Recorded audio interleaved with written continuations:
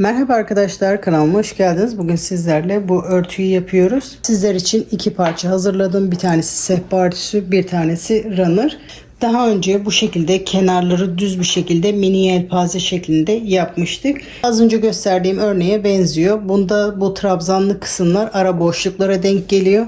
Diğerinde sıralı bir şekilde gidiyor. Bunda ara boşluklara denk geliyor. Daha önce bu suplayı da paylaşmıştım. Mini yelpaze supla olarak geçiyor. Bu runner'ı bu suplalarla takım yapabilirsiniz. Bu modeli dilerseniz bu şekilde sarkıtarak, dilerseniz bu şekilde suplayla masa ortasında kısa olarak kullanabilirsiniz. Bu runner'la sehpa örtüsünü ben standart bir ölçü yapmadım. Kullanacağım alana göre yaptım. Siz bunu sarkıtarak kullanmayı düşünüyorsanız bu şekilde bu sivri kısmı masanın bitimine kadar örüp düz kısmında masamızın uzunluğu boyunca örüyoruz. Sonra diğer masanın ucuna geldiği zaman da diğer sivri kısmı yapıyoruz. Bunu kendi kullanacağınız alana göre yapabilirsiniz. Yapılış aşamasında bunu nasıl genişletebileceğinizi, nasıl uzatabileceğinizi gösterdim. Sırasıyla yapım aşamasında bu detayları görebilirsiniz. Kısa olan sehpa örtüsünün eni 34, boyu 76 santim.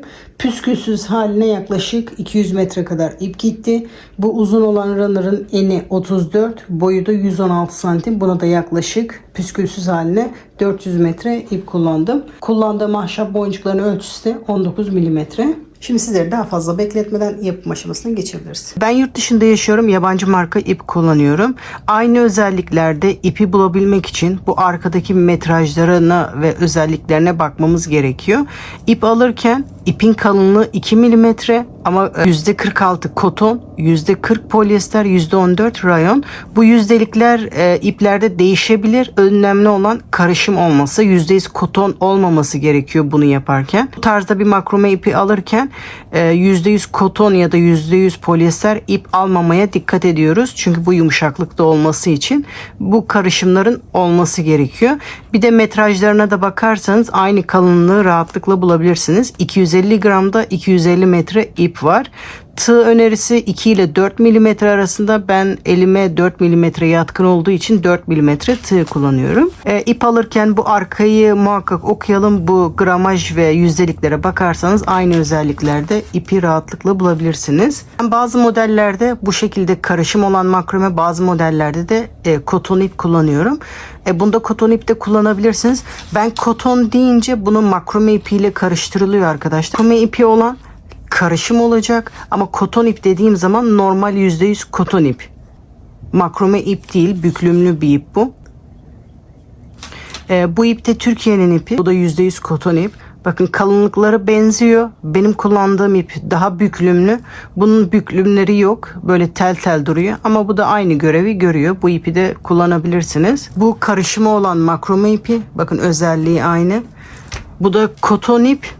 Kalınlığı aynı. Bu bir tık daha ince. Bu Türkiye'deki koton iple örmesi bir tık zor oluyor. Tel tel olduğu için tığ buna takılıyor.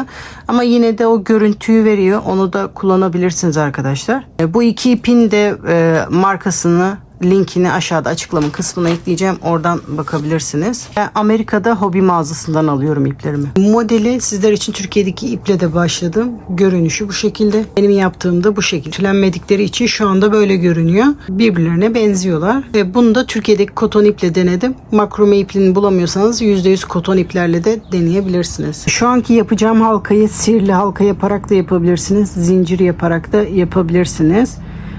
3 zincir yapacağım. 3 zincir, ilk zincirin içine batarak bir iz sürümü yapıyorum.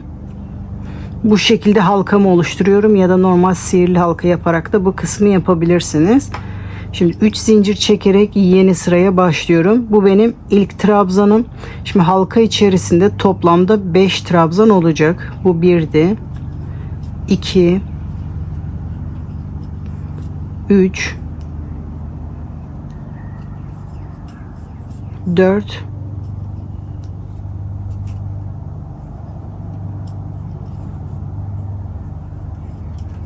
ve 5. İlk yaptığım zincirle şu anda toplamda 5 trabzan oldu. Şimdi bunun sivri uç yapacağız. Bunu genişletmeye başlamamız gerekiyor. Şimdi genişletme için toplamda ben 9 zincir yapıyorum. İsteğe bağlı olarak 8 zincirde yapılabilir bu kısımda. Ben 8 zincir yapınca bu kenarı kasıyor. 9 zincirle başlıyorum. Dediğim gibi bu kısım 8 zincirle de olabilir. Şimdi 3. trabzanın tepesinde bir sık iğne yapıyorum. İkinci sırayı bu şekilde zincirli olarak yapıyoruz. Şimdi bu modelde bir sırada bu şekilde bu trabzanlardan yapacağız. Bir sırada komple zincir yapacağız. 5 zincir, tığımı bir sefer doluyorum. Burada yaptığımız zincirin yani trabzanın tepesine batarak bir trabzan yapıyorum. Şimdi ikinci sırayı da bu şekilde bitirmiş oluyoruz. Şimdi yeni sıraya başlıyoruz. 3 zincir. Şimdi bu trabzanın tepesinde bu yaptığımız işlemi yapıyoruz. Toplamda 5 trabzan yapıyoruz. Şimdi trabzanın tepesine sırasıyla toplamda 5 trabzan yapalım. Bu ilk yaptığımız zincirle birlikte toplamda 5 olacak. Şu anda 2. Bu işlemi yaparken arkadaşlar, bu kanalıma destek olmak için videoma bir beğen ve yorum yaparak destek olursanız sevinirim arkadaşlar. Bu videoları hazırlamak gerçekten hiç kolay değil. Çok emek harcıyorum. Emeklerimin karşılığını alabilmem için şu anda videoyu bir durdurarak beğen ve yorum yaparsanız kanalıma destek olmuş olursunuz. Bir de bu video sizin için faydalı olduysa yorumlar kısmına yazarsanız sizden sonra izleyecek kişilere de vesile olmuş olursunuz. Şimdi toplamda 5 trabzan yaptım. Bu diğer sırada yaptığımız 5 zincirin 3. zincirine batarak bir sık iğne yapıyorum. Burada zincir çekmiyorum. Bu şekilde direkt zincirin içinde de bir sık iğne yapabilirsiniz. Direkt boşlukta da bir sık iğne yapabilirsiniz. Bu modeli değiştirmiyor. Ama sık iğnelerin içine batıldığı zaman örnek daha düzgün duruyor. 5 zincir. Bu yaptığımız zincirin burada sık iğneden sonra sayıyoruz. 1, 2, 3. zincirine batarak bir sık iğne. Şimdi tekrar hiç zincir çekmeden burada yaptığımız işlemi bu kenarda yapıyoruz. Tığıma bir sefer doluyorum. Bakın bu son battığım zincirden sonra 1, 2, 3. zincire batarak trabzan yapmaya başlıyorum. Az önce dediğim 9 zincir şu kısmı belirliyor. Bakın bir zincir eksik yaparsak şu şekilde oluyor. Dediğim gibi modeli değiştirmez. 8 de yapabilirsiniz, 9 da yapabilirsiniz. Bu uzunluk hoşunuza gitmediyse 8 zincir yapabilirsiniz. Şimdi bu zincir içerisinde toplamda 5 trabzan yapıyorum. 2, 3, 4 ve 5. Şimdi yeni sıraya başlıyorum. Bu zincirli kısımdan yapıyoruz. Çoğaltma işlemlerini hep bu şekilde yapacağız. Yapmak istediğimiz uzunluğa kadar bu kenardan çoğaltmaya devam edeceğiz. 9 zincir. Diğer yöne dönüyorum. Bu diğer sırada yaptığımız trabzanların 3. trabzanının tepesine batarak bir sık iğne yapıyorum. Aynı buradaki işlemi yapıyorum buraya. 5 zincir. Bu diğer sırada çektiğimiz 5 zincirin 3. zincirine batarak bir sık iğne. 5 zincir. Bu trabzanların tepesine 3. trabzanın tepesine batarak bir sık iğne. 5 zincir. Tığımı bir sefer doluyorum. Burada trabzanın tepesine batarak yani zincirin tepesine batarak bir trabzan yapıyorum. Bu sırayı da bu şekilde bitiriyorum. Bu modelde bakın dediğim gibi bir sıra bu trabzanlı, bir sıra bu zincirli kısmı yapıyoruz. Şimdi bu trabzanlı kısma başlayabiliriz. 3 zincir. Şimdi bu ilk trabzanın tepesinde toplamda 5 trabzan yapıyorum. 1, 2 zincirle birlikte 3, 4 ve 5. Şimdi hiç zincir çekmeden bu 5 zincirin 3. zincirine batarak bir sık iğne. 5 zincir. Buradaki 5 zincirin 3. zincirinde bir sık iğne. Şimdi 5 trabzan, 5 zincir yaptık. Şimdi bu sık iğnenin üzerinde 5 trabzan yapıyorum. 1, 2, 3, 4 ve 5. hiç zincir çekmeden buradaki 5 zincirin 3. zincirinde bir sık iğne, 5 zincir. Bu sık iğneden sonra sayıyorum, 3. zincirde bir sık iğne yapıyorum. Hiç zincir çekmeden bu battığım zincirden sonra 3. zincirde trabzan yapmaya başlıyorum. 1 2, toplamda 5 trabzan yapıyorum.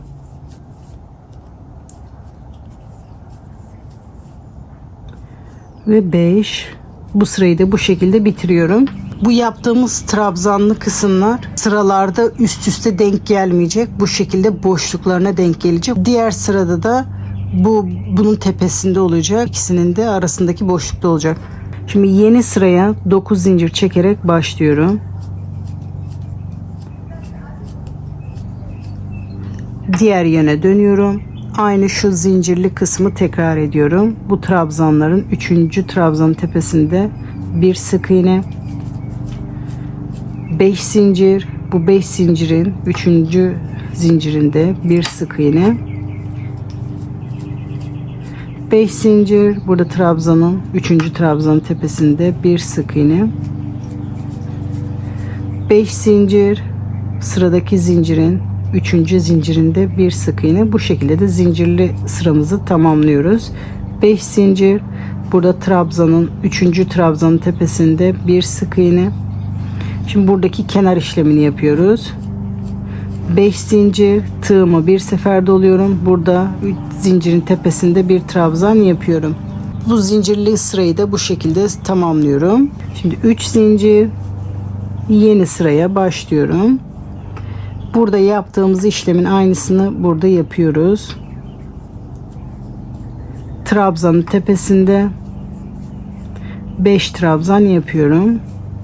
İlk zincirle birlikte toplamda 5 trabzan oldu. Bu sıradaki zincirin 3. zincirine batarak bir sık iğne, 5 zincir. Bu 5 zincirin 3. zincirine batarak bir sık iğne. Şimdi buradaki trabzanları buraya yapıyoruz. Sık iğnenin üzerinde 5 trabzan yapıyorum. 1 2 3 4 ve 5. Sıradaki 5 zincirin 3. zincirinde bir sık iğne, 5 zincir. Sıradaki 5 zincirin 3. zincirine batarak bir sık iğne. Şimdi buraya da buradaki gibi trabzanlar yapıyorum. Sık iğnenin üzerinde toplamda 5 trabzan yapıyorum. 2 3 4 ve 5. Hiç zincir çekmeden burada 3. zincire batarak bir sık iğne, 5 zincir. Bu sık iğneden sonra 3. zincire batarak bir sık iğne, hiç zincir çekmeden bu zincirden sonra 3. zincirin içinde trabzan yapmaya başlıyorum. Toplamda 5 trabzan yapıyorum.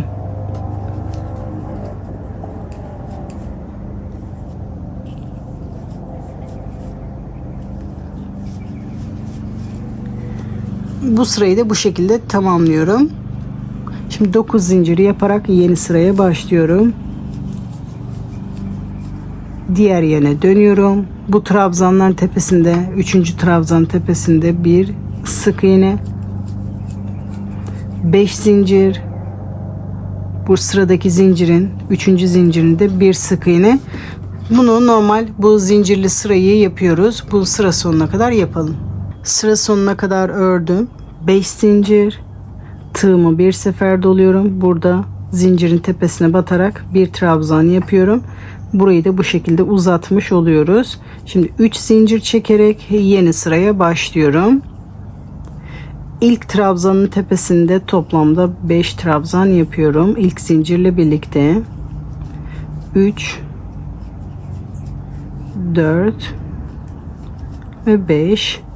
Hiç zincir çekmeden bu sıradaki zincirin 3. zincirinde bir sık iğne, 5 zincir.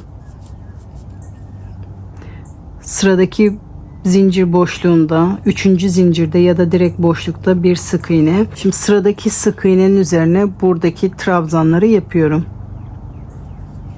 Toplamda 5 trabzan yapıyorum. 1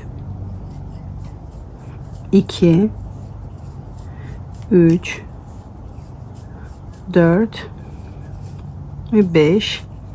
Hiç zincir çekmeden sıradaki boşluğun 3. zincirinde bir sık iğne, 5 zincir, sıradaki 5 zincirin 3. zincirinde bir sık iğne. Şimdi buraya da 5 trabzan yapıyoruz.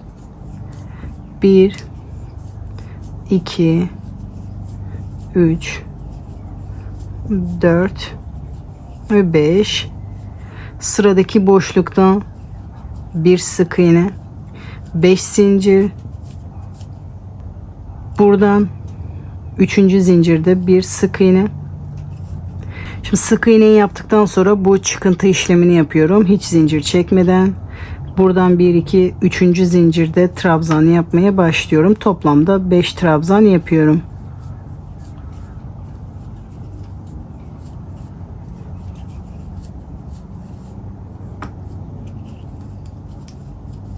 Bu sırayı da bu şekilde sıra sonuna kadar yaptık.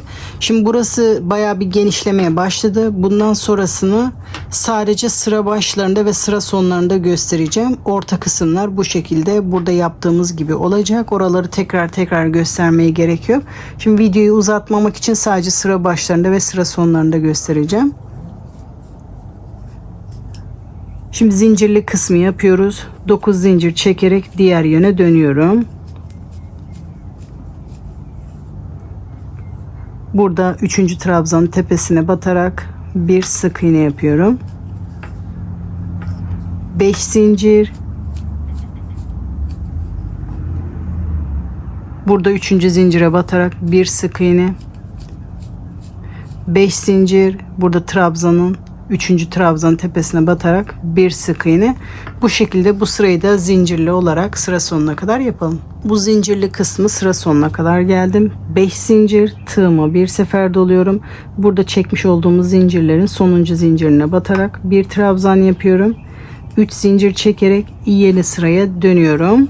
Şimdi burada yaptığımız trabzanları yapıyoruz. Bu ilk trabzanın tepesinde toplamda 5 trabzan yapıyorum. İlk zincirle birlikte 3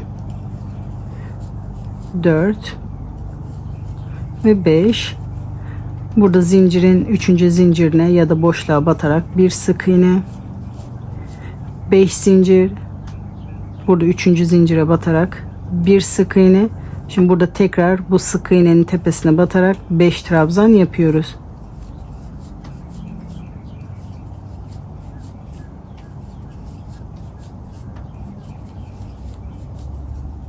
Burada 3. zincire batarak bir sık iğne, sonra 5 zincir, sıradaki 3. zincire batarak bir sık iğne yapıyoruz. Bu sırayı da bu şekilde 5 trabzan 5 zincir olarak sıra sonuna kadar örelim.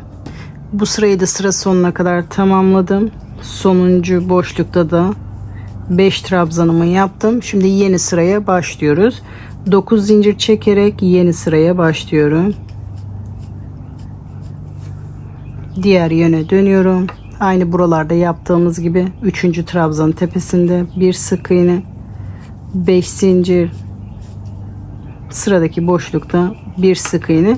Bu şekilde bu zincirlik kısmı tekrarlayarak sıra sonuna kadar yapalım. Bu sırayı da sıra sonuna kadar ördüm. 5 zincir, tığımı bir sefer doluyorum. Burada zincirin tepesine batarak bir trabzan yapıyorum. Sıramı burada bitiriyorum. 3 zincir çekerek yeni sıraya başlıyorum. Bu trabzanlı sırayı yapıyoruz. Burada ilk trabzanın tepesinde trabzan yapmaya başlıyorum. Toplamda 5 trabzan yapıyorum ilk zincirle birlikte.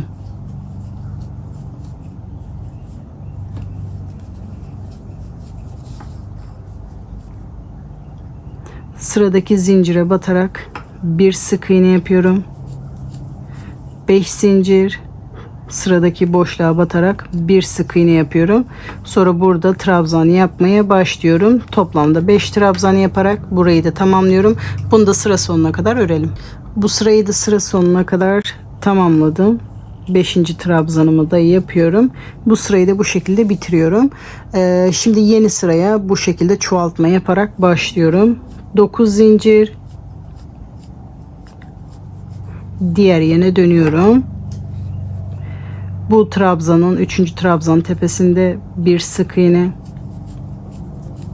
5 zincir, sıradaki zincirde bir sık iğne. Bunu da bu şekilde sıra sonuna kadar örelim. Bu sırayı da sıra sonuna kadar geldim. 5 zincir, tığımı bir sefer doluyorum. Buradaki trabzanın yani zincirin tepesine batarak bir trabzan yapıyorum. 3 zincir çekerek yeni sıraya başlıyorum. Burada trabzanın tepesinde 5 trabzan yapıyorum. 2 3 4 ve 5. Sıradaki zincirin 3. zincirine batarak bir sık iğne, 5 zincir, sıradaki zincirin 3. zincirine ya da boşluğa batarak bir sık iğne yapıyorum. Şimdi burada da 5 trabzan yaparak başlıyorum. Bunu da 5 trabzanı da tamamlıyorum. Sırayı da tamamlayarak sıra sonuna kadar örüyorum. Şimdi bu sırayı da sıra sonuna kadar tamamladım. Şu andaki bu yaptığımız genişlik benim runner'ımın genişliği oluyor. Daha fazla geniş yapmayacağım. Şu anda ben yapmak istediğim genişliğe kadar yaptım. Bu kadar genişlik benim için yeterli. Bunu daha fazla geniş yapmak istiyorsanız bu son 2 sırayı tekrarlayarak bunu daha da genişletebilirsiniz. Bunu dar yapmak istiyorsanız bu 2 sıra iptal ederek daha dar da yapabilirsiniz. Bu sivri kısmı yaparken istediğiniz genişliğe gelene kadar bu şekilde örüyoruz. Şimdi bunu düz olarak devam edeceğiz. Şimdi düz olarak devam edebilmek için bir sırada bu şekilde çıkıntılı, bir sırada içeride yapmam gerekiyor. Şimdi bu çıkıntılı kısmı yaptık. İçeride olan kısmı yapıyoruz. Şimdi diğer yöne dönüyorum. Şimdi sırasıyla burada 3. trabzan tepesinden başlamam gerekiyor. Şimdi oraya kadar iz sürme yapıyorum. 3. trabzan tepesine geldim. İz sürme yaptım. Şimdi burada bir sık iğne yaparak yeni sıraya başlıyorum. 5 zincir. Burada 3. zincire batarak bir sık iğne. Bu sırada şimdi zincirli kısmı yapıyoruz. 5 zincir. Burada trabzanın tepesinde bir sık iğne. 5 zincir. Bu orta kısımlarda normal sıralarda yaptığımız işlemi yapıyoruz. Zincirli kısmı yapalım. 5 zincir çekerek bu şekilde sıra sonuna kadar örelim. Şu son boşluğa kadar batalım. Buradaki kesme işlemini de birlikte yapacağız. Buraya kadar örelim. Şimdi sıra sonuna kadar geldim. Burada içten başlamıştık kesme işlemi için. Şimdi bu sıra sonunda da aynı kesme işlemini yapmamız gerekiyor. Burada bitmesi gerekiyor ama benim burada da ortadan başlamam gerekiyor. O yüzden şu şekilde bitiriyoruz. 2 zincir, tığımı bir sefer doluyorum. Bu diğer sırada yaptığımız trabzanların 3. trabzanına batarak bir trabzan yapıyorum. Bu şekilde hem içeride bitmiş oluyorum hem de ortadan başlamış oluyorum yeni sıraya. Şimdi diğer yöne dönerek yeni sıraya başlıyorum. Tığıma bir sefer doluyorum. Bakın buradaki ilk sık iğnenin üzerine 5 trabzan yapıyorum. 2 3 4 ve 5. Sıradaki boşlukta bir sık iğne, 5 zincir. Sıradaki boşlukta bir sık iğne. Şimdi bu sık iğnenin üzerine 5 tane trabzan yapıyoruz. Normal sıralarda yaptığımız işlemi yapıyoruz.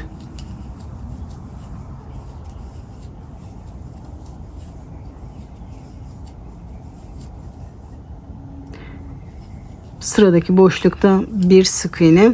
Bunu da bu şekilde sıra sonuna kadar tamamlayalım. Bu son sık iğnenin üzerine de 5 trabzan yapalım. Sonra bitiş işlemini göstereceğim. Şimdi sonuncu sık iğnenin üzerine de 5'li trabzanımı yaptım. Şimdi sırayı bitiriyorum. Burada 3. zincire batarak bir sık iğne yapıyorum. Bu kısmı bu şekilde içeride başlamıştık. Bu tarafta da içeride bitiriyoruz. Şimdi bu orta kısmını düz yapabilmek için bir sırada bu şekilde yapacağız. Bir sırada bu şekilde yapacağız. Şimdi şu çıkıntı kısmını yapıyoruz. 9 zincir çekerek başlıyorum.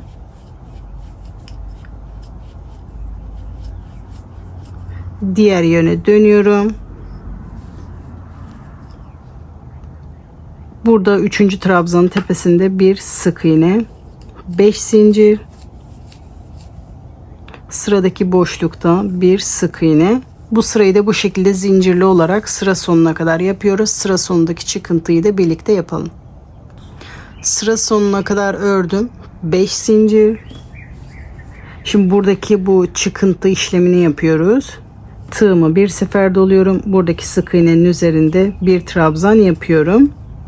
Şimdi bu trabzanları yapmaya başlıyoruz. 3 zincir çekerek diğer yana dönüyorum. Şimdi buradaki çıkıntıyı yapıyoruz. Bu trabzanın tepesine 5 trabzan yapıyorum. Bu zincir benim ilk trabzanımdı. Şu anda 2 oldu. 3 4 5 zincire 3. zincire batarak bir sık iğne, 5 zincir, burada sıradaki zincire batarak bir sık iğne yapıyorum. Şimdi tekrar bu 5'li trabzanları yapmaya başlıyorum. Buradaki sık iğnenin üzerine 5 tane trabzan yapıyorum.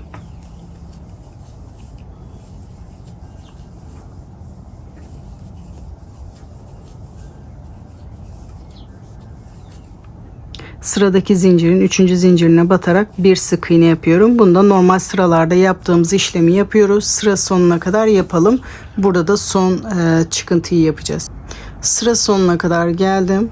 Burada zincire battım. Şimdi hiç zincir çekmeden tığımı bir sefer doluyorum. Buradan 3. zincire batarak 5 trabzan yapmaya başlıyorum. 2 3 4 5 sıra sonunu bu şekilde bitiriyorum. Şimdi buradaki içeride olan kısmını yapmaya başlayacağız. Diğer yöne dönüyorum. 3. trabzanın tepesine kadar iz sürme yapıyorum. 1 2 3. trabzanın tepesine kadar geldim. Bu trabzanın tepesinde bir sık iğne yapıyorum. Şimdi yeni sıraya başlıyorum. Bu sırada da sadece zincirli olan kısmı yapıyoruz. 5 zincir, sıradaki zincirde bir sık iğne, 5 zincir, sıradaki trabzanın 3. trabzanın tepesinde bir sık iğne yapıyorum. Bunu da bu şekilde sıra sonuna kadar yapalım.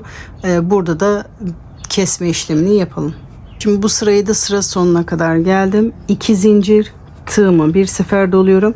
Buradaki kısa kısmı yapıyoruz. 3. trabzanın tepesinde bir trabzan yapıyorum. Şimdi diğer yöne dönüyorum. Hiç zincir çekmeden bu ilk sık iğnenin üzerine buradaki trabzanları yapıyorum. Toplamda 5 trabzan yapıyorum.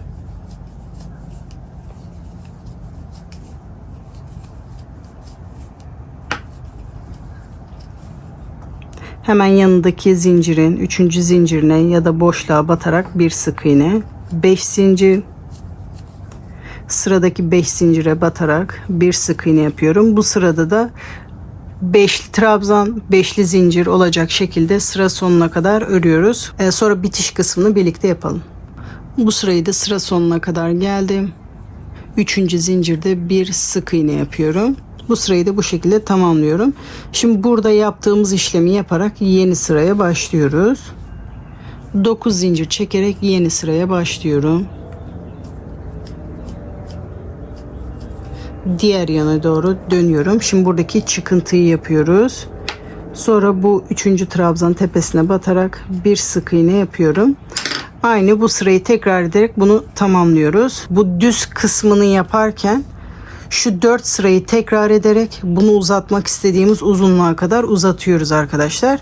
Bunu ne kadar uzun yapmak istiyorsak bu son 4 sırayı yaparak tekrar ediyoruz. Şimdi bunun boyunu hesaplarken kullanacağımız alanı düşünerek yapmamız gerekiyor. Sehpa ya da runner'la kullanmak istiyorsanız o şekilde hesaplayarak yapmanız gerekiyor. Bu düz kısmı ne kadar uzun yapmak istiyorsak o uzunluğa kadar yapalım. Uç kısmına da bu sivri kısmını da hesaplayarak ekleyelim. O şekilde uzunluğumuzu bulalım. Şimdi ben de bunu uzatıp geliyorum. Sonra sivri kısmını yapmaya geçebiliriz. Şimdi ben bunu yapmak istediğim uzunluğa kadar yaptım. Siz bunu ne kadar daha uzatmak istiyorsanız uzatabilirsiniz. Şu 4 sırayı tekrar ederek bunu uzatmak istediğiniz uzunluğa kadar uzattınız. Şimdi bu içeride olan kısımla sırayı bitiriyoruz. Şimdi bundan sonra sivri uç yapmaya başlıyoruz. Burayı normal şu arada yaptığım gibi bitirdim. Şimdi yeni sıraya kesme işlemi yaparak başlıyorum. Artık düz olarak devam etmeyeceğiz. Sivri olarak devam ediyoruz. Şimdi tersine dönüyorum.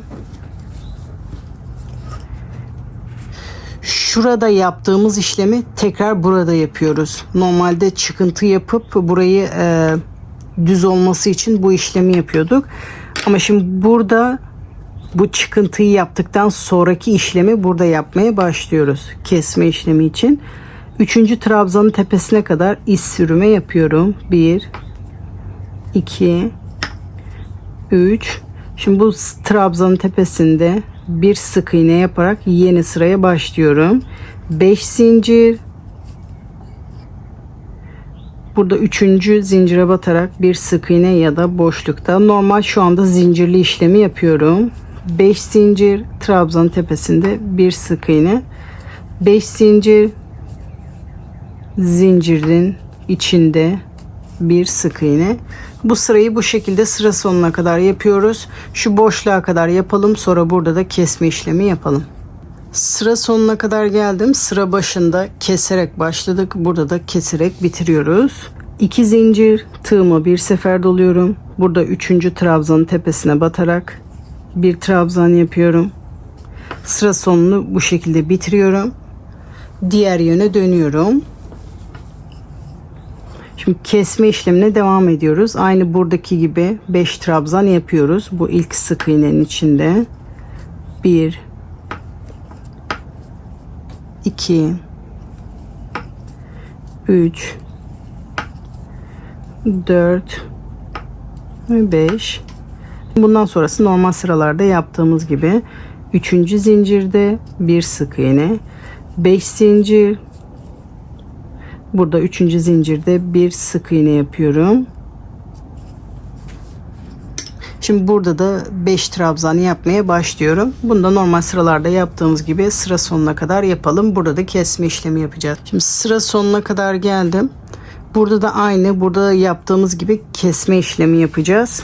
Şimdi artık kesme işleminde aynı şuradaki içerideki olan kısımlardan yapacağız. Şimdi sıra başında kesme işlemi yaptık. Sıra sonunda da tekrar kesme işlemi yapıyoruz. Aynı buradaki işi tekrar ediyoruz. Şimdi bu zincire batacağım. Burada gerisine batmayacağım. 3. zincirde bir sık iğne yapıyorum. Sırayı burada kesiyorum. Şimdi diğer yöne dönüyorum. Artık bundan sonrasını hep keseceğiz. Burayı sivri yapacağız. Şimdi bunun da sivri olması için şimdi buradan da kesmem gerekiyor. Aynı buradaki gibi 3. trabzanın tepesine kadar iz sürüme yapıyorum. 3. trabzanın orada iz sürüme yaptım. Sonra bir sık iğne yaparak yeni sıraya başlıyorum.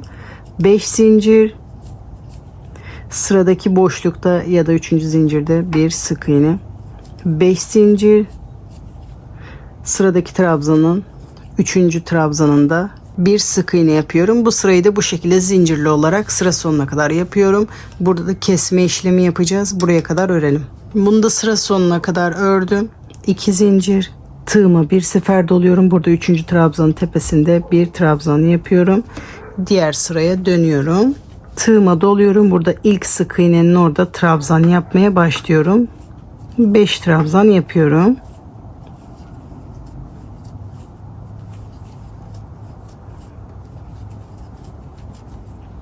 Burada 3. zincire batarak bir sık iğne yapıyorum.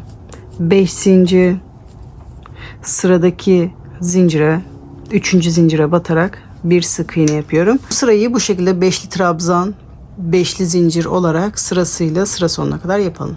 Sıra sonuna kadar geldim. Burada 3. zincire batarak bir sık iğne yapıyorum. Şimdi diğer yöne dönüyorum. Kesmem gerekiyor. Burada 3. trabzanın tepesine kadar iz sürme yapıyorum sırasıyla.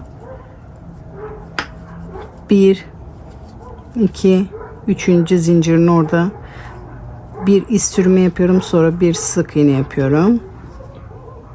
Şimdi bu sırada da zincir yapmaya başlıyorum. 5 zincir,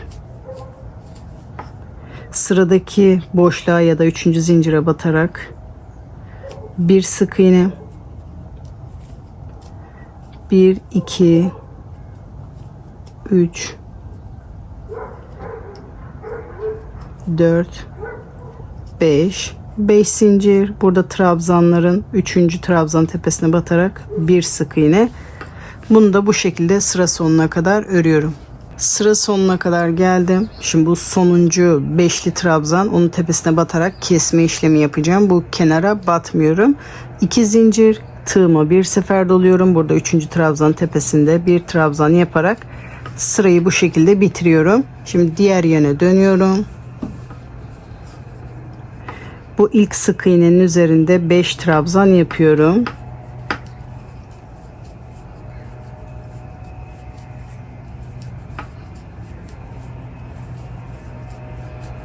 Beş trabzan, burada 3. zincire batarak bir sık iğne ya da boşlukta 5 zincir, sıradaki boşluğun 3. zincirine ya da boşluğa batarak bir sık iğne. Şimdi sırasıyla trabzan zinciri yaparak bunu da sıra sonuna kadar yapalım.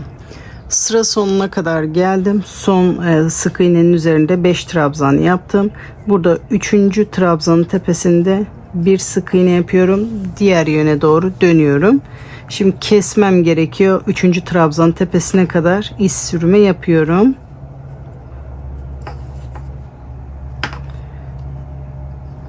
İki, 3. trabzanın tepesinde de bir sık iğne yapıyorum.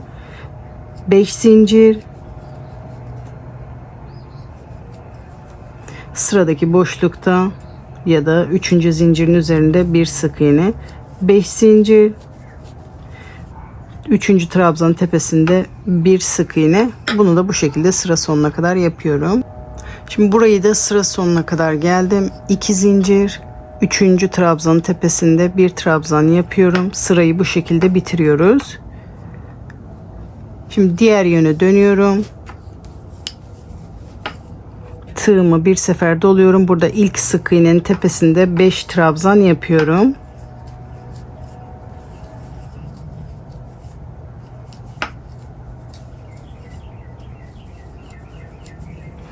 Üçüncü zincire batarak bir sık iğne yapıyorum. Bu sırayı da bu şekilde tamamlıyoruz. 5 zincir, sonra buraya batıyoruz.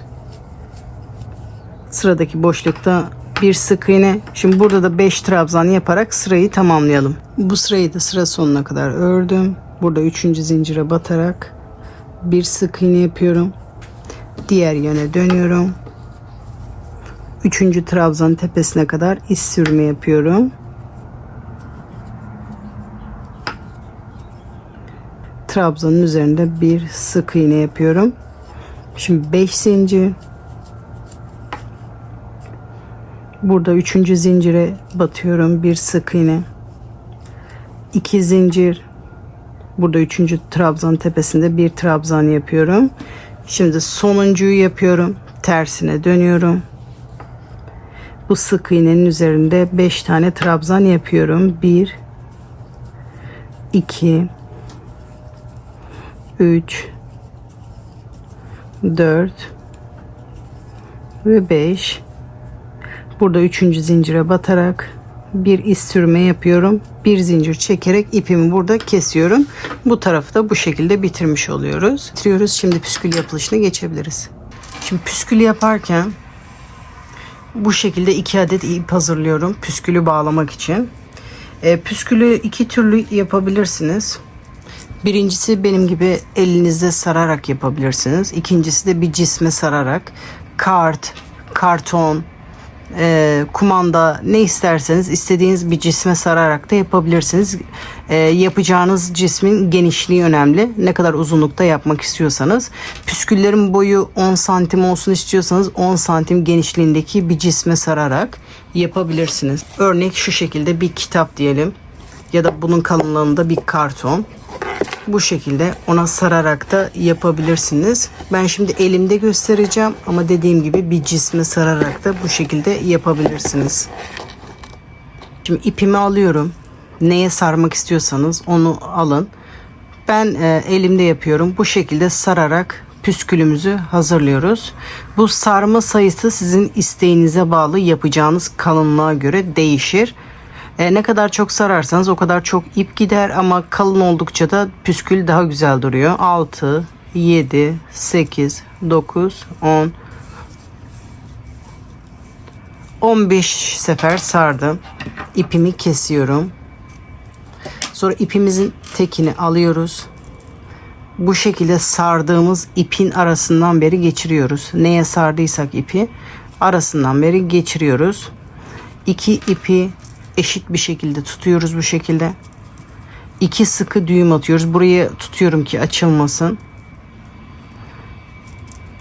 Bu şekilde 2 sıkı düğüm atıyoruz.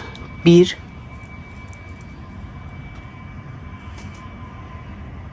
ve 2. Şimdi ilk iple işimiz bitti. Şimdi bağlama kısmına geçiyoruz. Diğer ipi alıyorum. İpin tek tarafını bu şekilde püskülün boyunda tutuyorum. Sonra yukarıdan yaklaşık 1,5-2 santim genişliğinde bir mesafe bırakıyoruz. Bu mesafeyi bütün püsküllerde eşit olarak yapmamız gerekiyor ki bu kısımları aynı dursun. Yaklaşık 1,5-2 santim genişliğinde bir mesafe bırakıyorum. Bu ipimi de sıkıca burada tutuyorum. Şimdi sarmaya başlıyorum. Bir tur yaptım. 2 tur. Bu şekilde 3 tur sardım. Sonra ipin diğer ucunu alıyorum. Daha fazla sarma işlemi yapmak istiyorsanız bu kısımda sarabilirsiniz.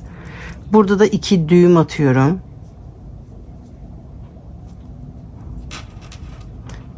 Burada düğüm atma tekniği farklı bir teknik var ama ben size pratik olanı göstermek istiyorum. Bu şekilde 2 sıkı düğüm atıyorum. Bunları böyle bırakırsanız bu ipin görüntüsü bu şekilde kötü durur. Bu iplerin daha düzgün durması için bu ipleri bu sardığımız ipin içine doğru çekeceğiz. Bu sardığım ipin arkasından beri tığımı geçiriyorum. Bu sonra sardığım bu ipleri sırasıyla aşağı doğru çektiriyorum. Bu bir. Sonra diğerini.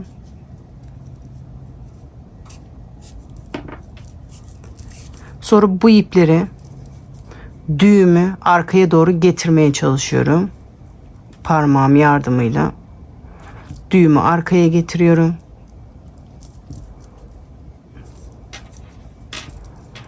Bu şekilde bunu arka kısma getirirseniz bu şekilde duruyor. Sonra bu ucunu düzeltiyorum. Katlarını açıyorum.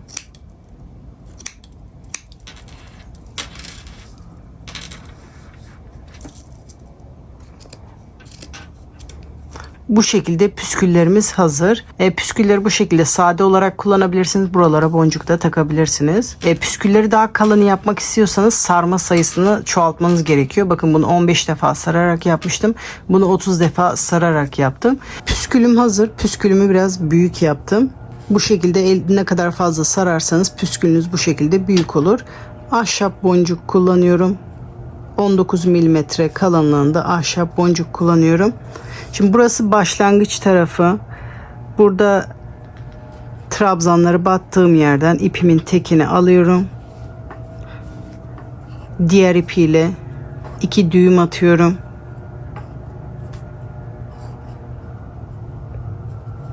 Bu ipleri dilerseniz bu arkalarda saklayabilirsiniz. Dilerseniz bu ahşap boncuğun deliği büyükse püskülün içine doğru da çekebilirsiniz bu şekilde. İlk önce ahşap boncuğun içinden, sonra bu bağladığımız ipin içinden beri püskülün içine doğru çekerek ipi o şekilde saklayabilirsiniz. Burası başlangıç tarafı. Bitiş tarafına da burada 3. trabzanın tepesine batıyoruz. Buraya batarak püskülümüzü takıyoruz.